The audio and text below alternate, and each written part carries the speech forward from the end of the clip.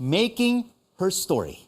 Jennifer Jones is Rotary International's first ever female president. We get to know her and her vision for the organization right here on The Final Word from Ontario all the way to Manila. Jennifer, congratulations. Well, thank you, Rico, and thank you for having me on the program. We're indeed very proud that you are the first female president of Rotary International. What does this mean to you for women empowerment and for Rotary over the next year? Well, for our organization, it's been 117 years of history. And so the opportunity to step forward as our first female president, it's an honor and a privilege, but it's one that I hope opens doors and breaks down barriers for the organization. We've been perceived, perhaps stereotyped as elitist, male-centric. Male-dominated. Male-dominated. Yes. And so the opportunity now to raise the eye line of the world to the fact that women are a very big part of our organization and providing leadership now at all levels. And you are on a whirlwind trip of Asia. You just came from Tokyo. After the Philippines, you go to Dubai, Nepal, Sri Lanka, and other countries. What is your message for all the Rotary clubs that you are visiting?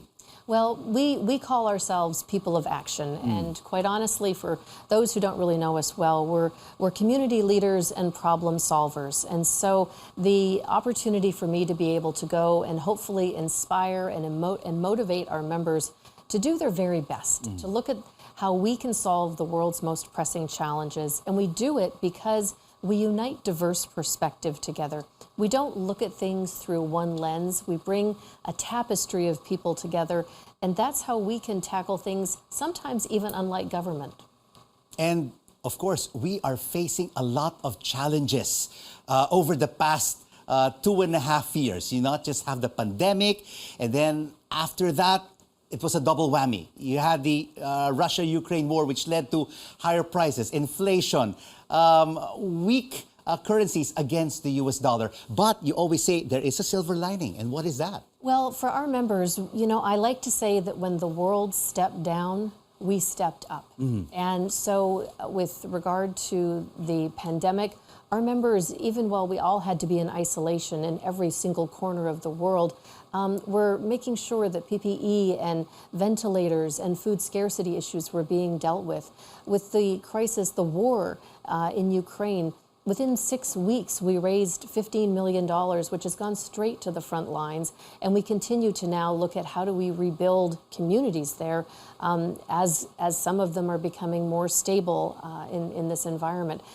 Our number one corporate priority is the eradication of polio, and we learned so much of how we were able to take what we know from the public health infrastructure we've created and apply that to the coronavirus for surveillance and contact tracing and being able to deal with other illnesses in real time. So we're busy out there doing work, and even though there's a lot going on, I like to believe that our organization provides hope and stability. And what unique initiatives will you be introducing during your one-year term?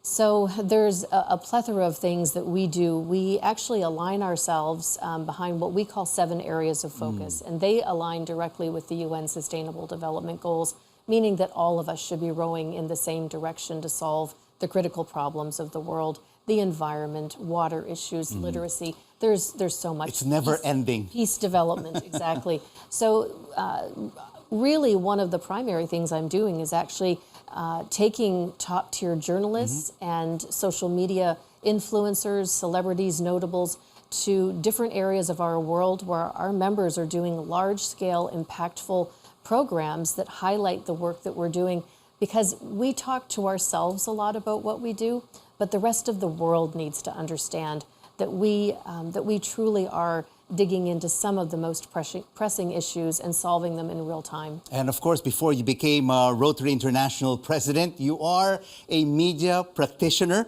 You should be here in this seat conducting the interview. But of course, this pandemic, Jennifer, has triggered a digital acceleration, especially in media. This too has triggered an acceleration of fake news and misinformation. How do we deal with this, and how can this be resolved? Well, I think that one of the things that we need to do is take the best from the worst. And so when we think of the ability for us to connect through virtual platforms and different channels, it's opened up opportunities unlike any other time in our history. It's nothing to be able to, even on a broadcast like tonight or in a meeting like we had yesterday, bring in people from all varying points in the world. Right.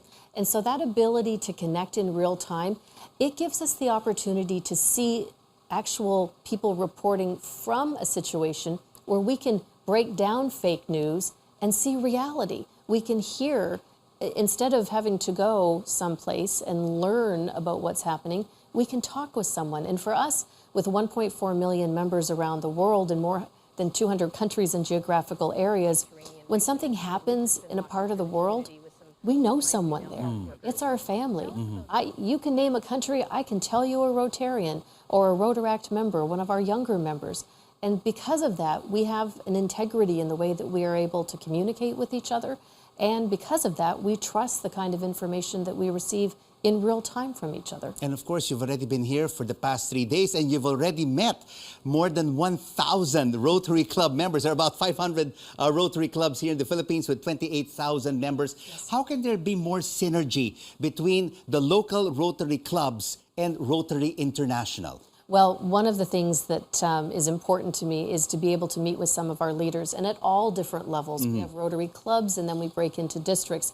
And so the 10 district governors from this region of the world, from this country, all collected yesterday, and it's a chance to be able to make sure that we're celebrating each other's victories, discussing where we have things that we can improve, but more than anything, looking to how we build toward a future together. And so it's been wonderful to be able to support the leadership here in country.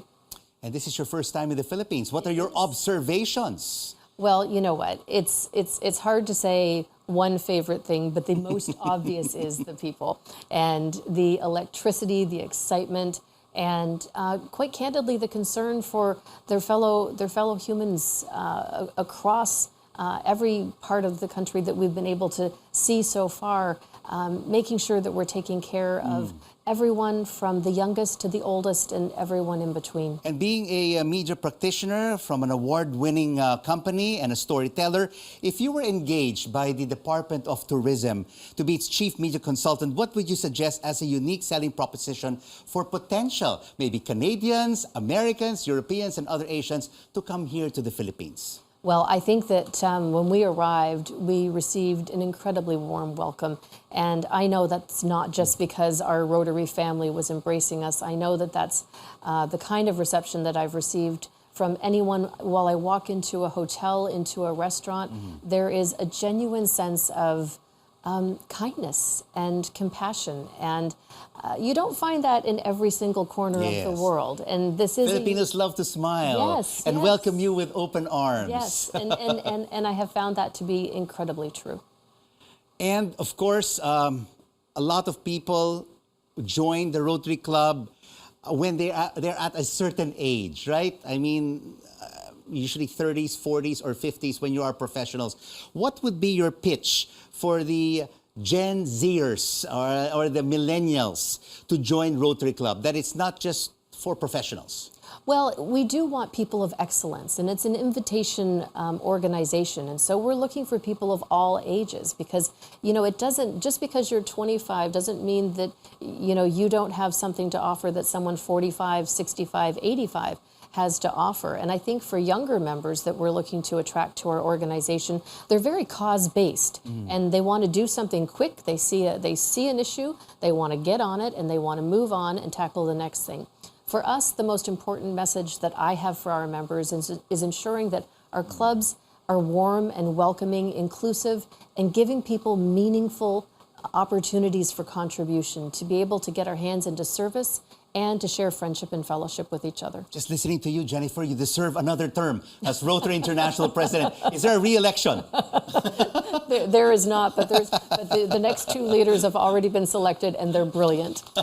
Congratulations. Thank you. For being the first female Rotary International President. We are indeed proud of you. Well, thank you, Rico, and thank you for the time tonight. Jennifer Jones, Rotary International President.